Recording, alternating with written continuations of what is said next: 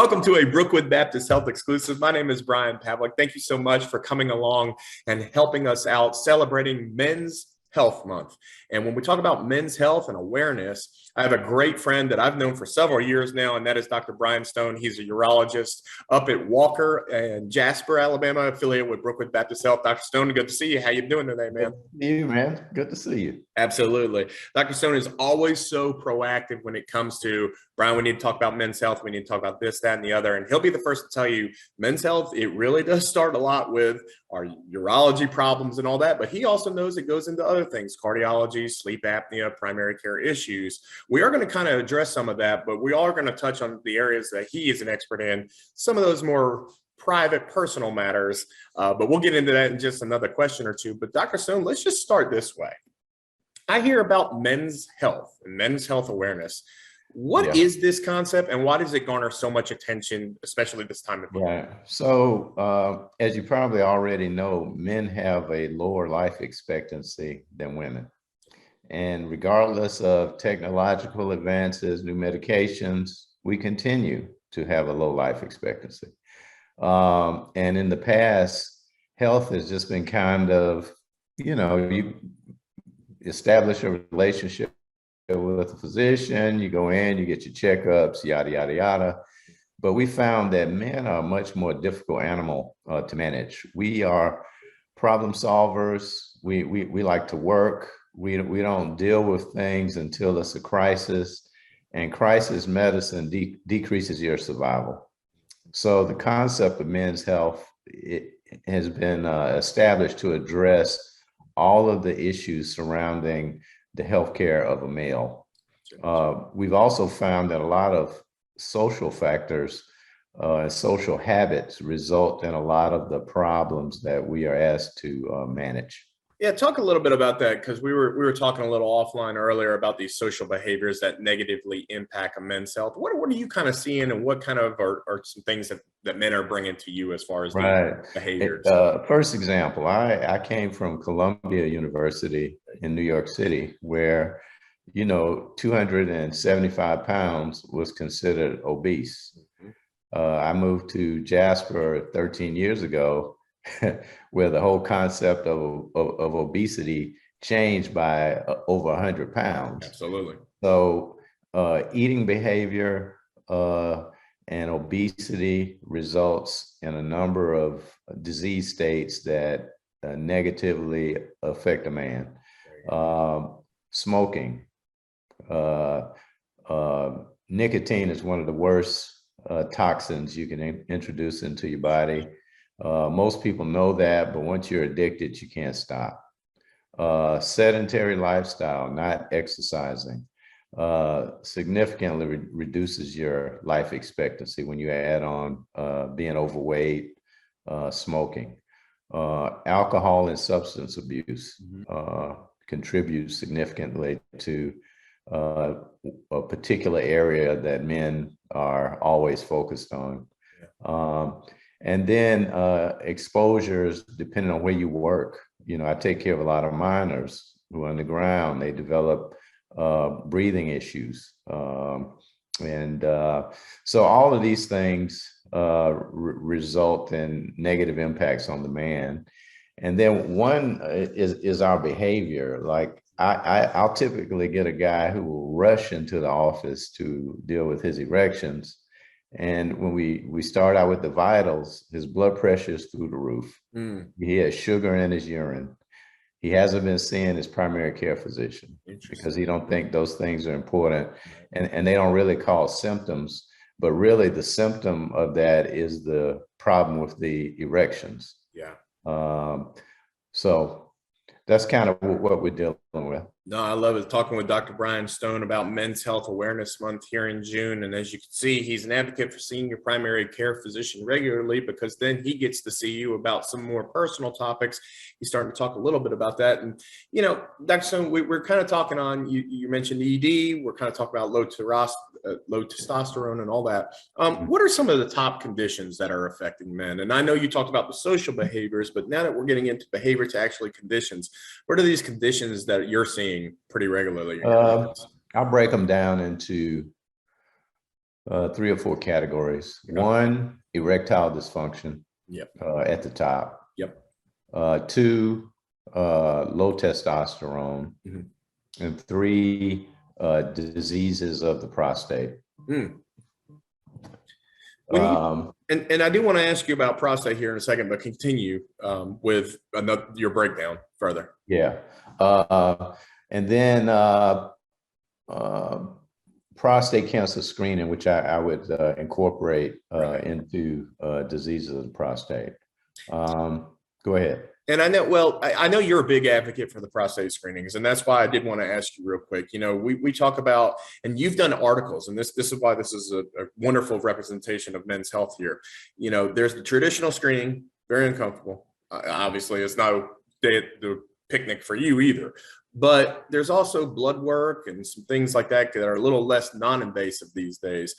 Is it still just tried and true, hey, a traditional prostate screening is still the best way? Or are there these other non-invasive ways that you're saying, yeah, I don't know. You tell us a little bit about that. There is no way to avoid a rectal exam. Yep.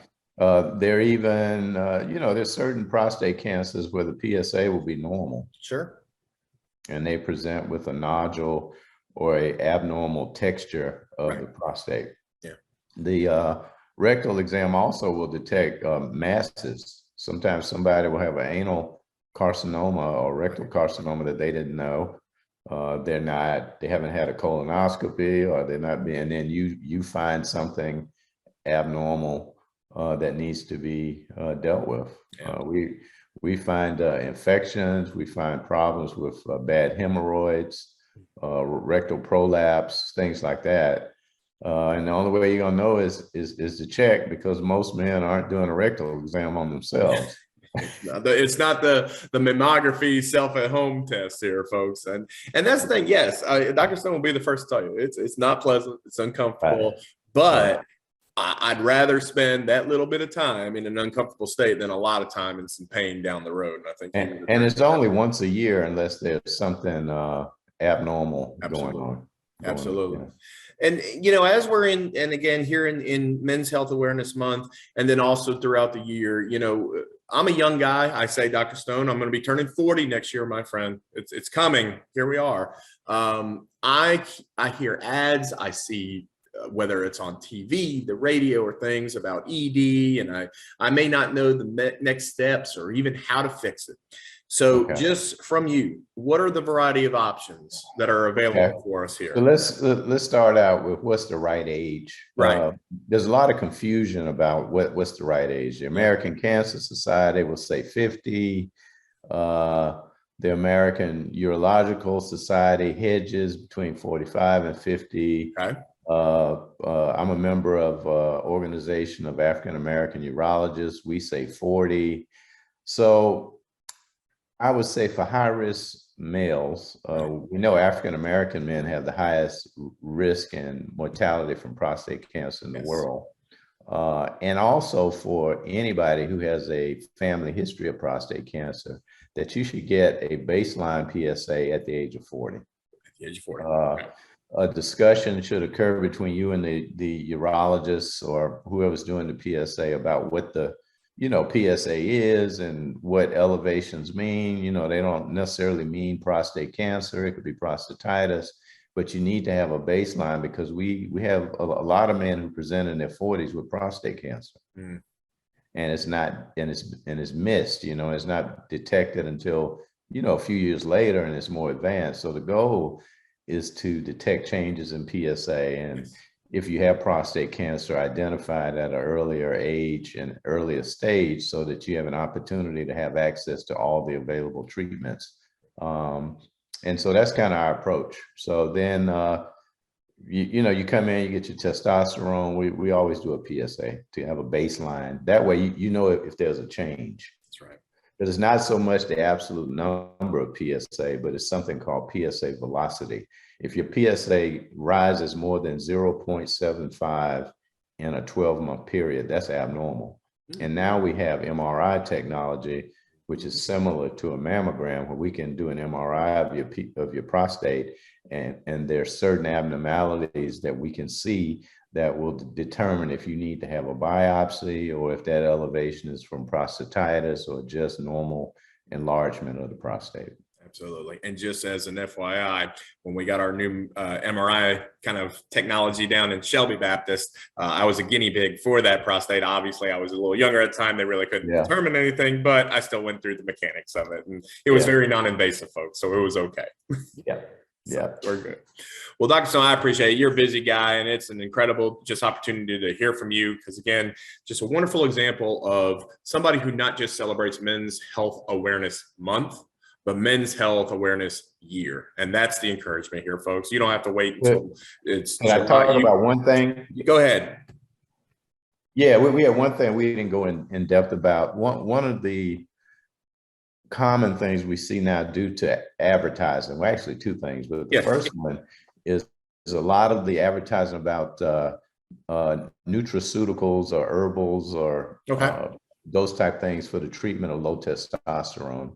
And we get a lot of men coming in who are taking testosterone because they're fatigued, levels haven't been checked.